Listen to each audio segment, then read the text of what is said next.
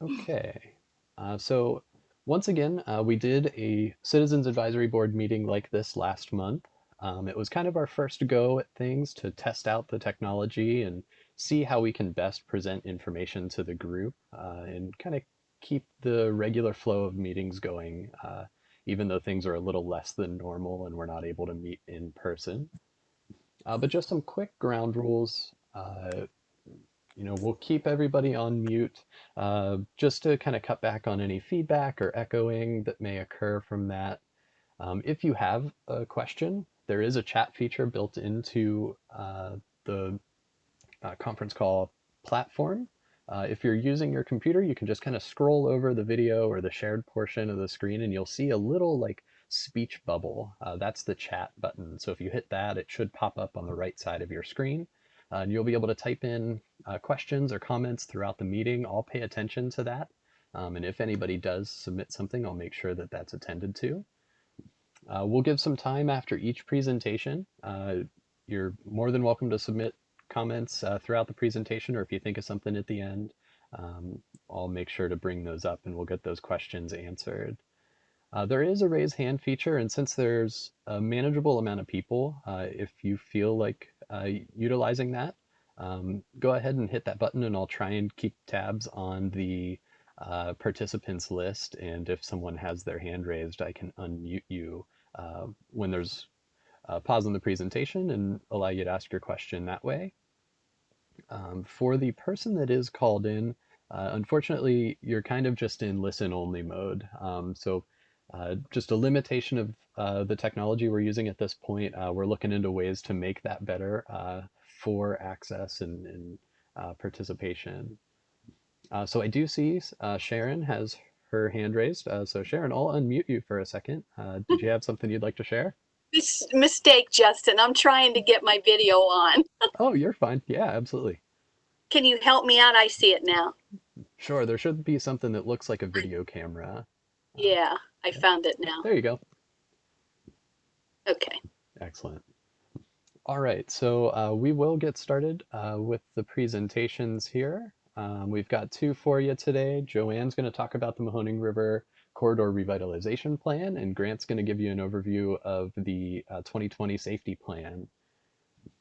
So I will go ahead and mute everyone real quickly, just so we don't have any weird feedback. And then Joanne, feel free to start your presentation. Okay, good evening. We figured it was time to give everybody an update on the Mahoning River Revitalization Plan. Next slide, please, Justin. If I'm sorry, one more slide, I should have done that. As a reminder, this is the $500,000 we received from the state biennium budget through ODNR. And there were two parts to the study. The first part was the engineering, and the second part was strategic planning, the analysis of the for economic development. Next slide, please. So as far as the engineering goes, there are two parts to that. The first part is the HECRAS, which is the hydraulic study that will determine the water levels before and after the sediment and dams are removed. This will help determine what impacts will be on the businesses and recreation in the dam areas if we do the work.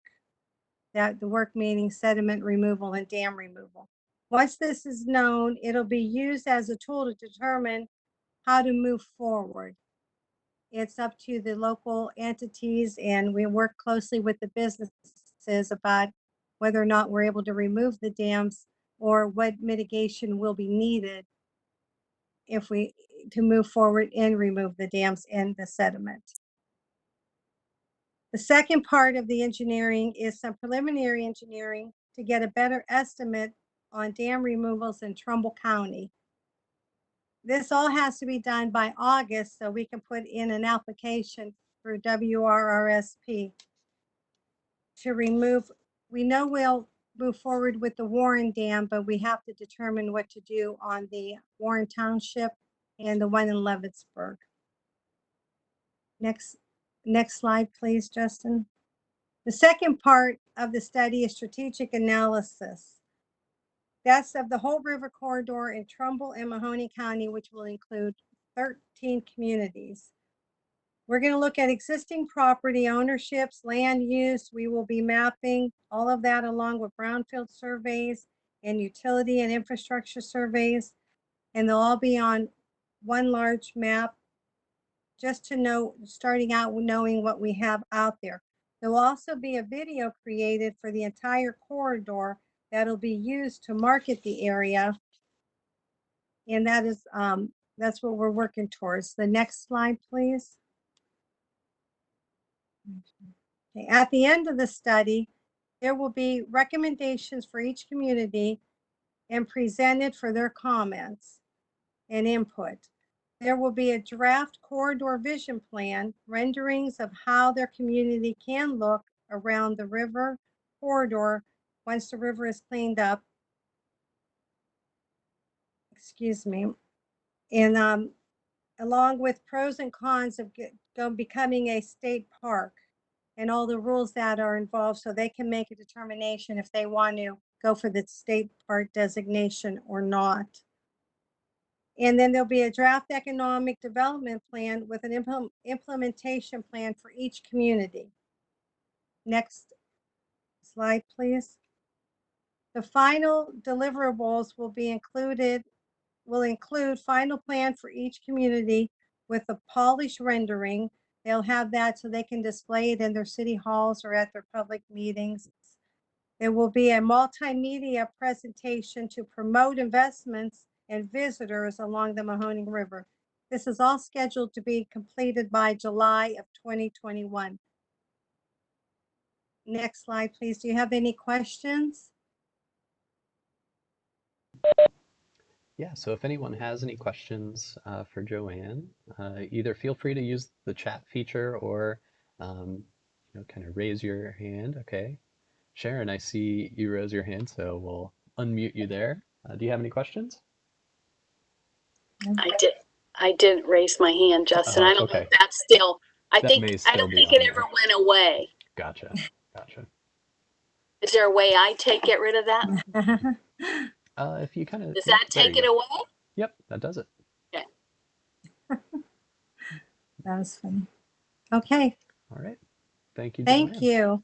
And if you have any questions down the road, you could always email me. All right, up next, we have Grant Taylor talking about the safety plan.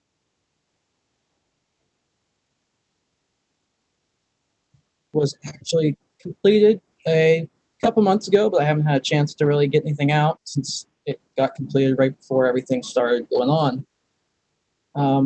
So we worked with the consultants to develop this plan over the last year, along with working with different stakeholders, getting a lot of community involvement. I'm going to do the next slide. One of the big things we did is we had stakeholder meetings. We had 2 of them that had a large variety of people from a whole bunch of different groups all came to it. We had firefighters, we had paramedics, we had hospitals, police, engineers, pretty good spectrum. But the 4 areas actually they found that were the most concerned was the impaired drivers, speed, distracted drivers, and intersections. So those are 4 of the things that actually end up getting focused on throughout the safety plan. Throughout the safety plan, there are a section basically for each of these different things. Can I go to the next slide?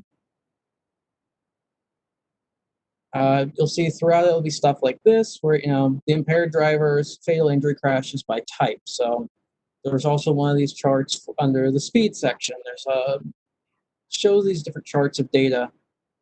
There's so much data involved that is all these different charts, graphics that will go into details on each of these different categories with finding out what the issues are. There's maps showing where all of the speed crashes are happening at the most.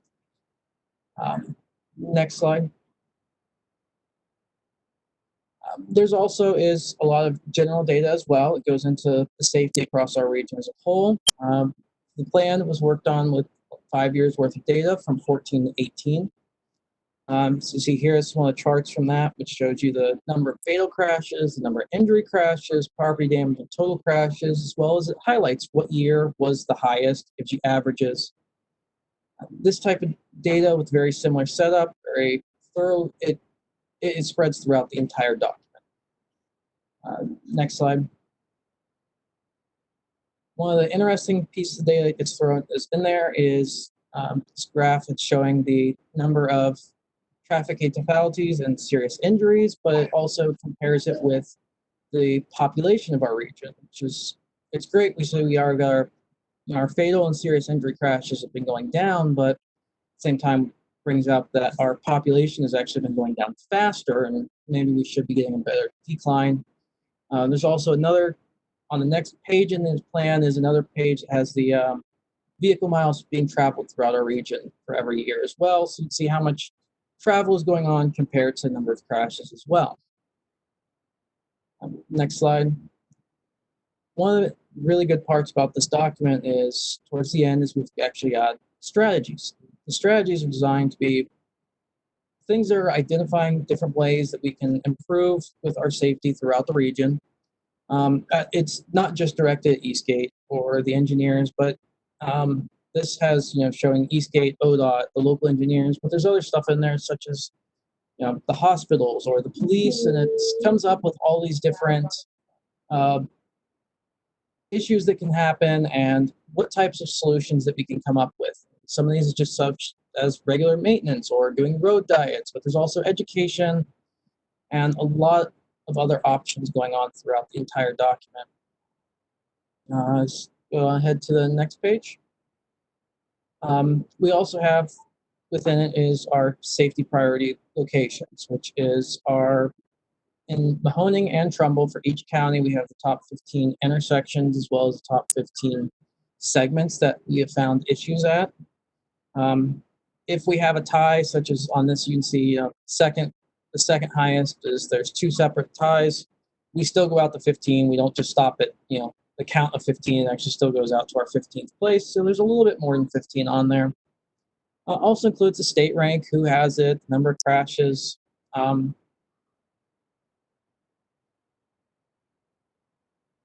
everything just disappeared on my screen. Yeah, hold on for 1 second. Let's see if we can get this back. There we go. Well, you can't see it on this. The second page actually has what the crash type hotspot, the emphasis area overlaps. There is a key down there. The important thing, really interesting, comes out of this is the emphasis area overlaps, which the D is for distracted driving, the I is for intersection, M is for impaired, and S is for speed, which is our 4 priority locations. So it tells you each of these locations, our important stuff that we're really concerned about is those are issues here, which lets us sort of key in on, the stuff that people care about and really want to see improvements as well can be looked at there. There's also is a few things on following our list that includes some of the stuff that the state has had, some stuff that they've set as priorities within our region.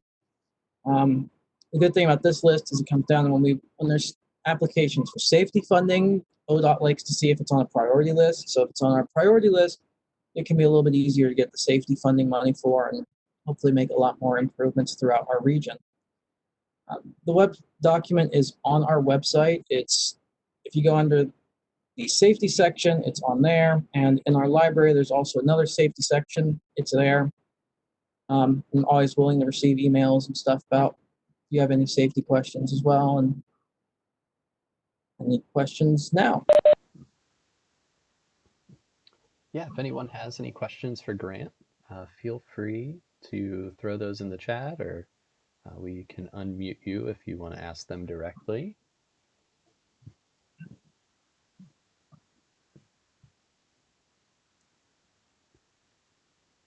Going to pause the presentation for a second and get something ready for you all. There is one additional thing I want to show off today.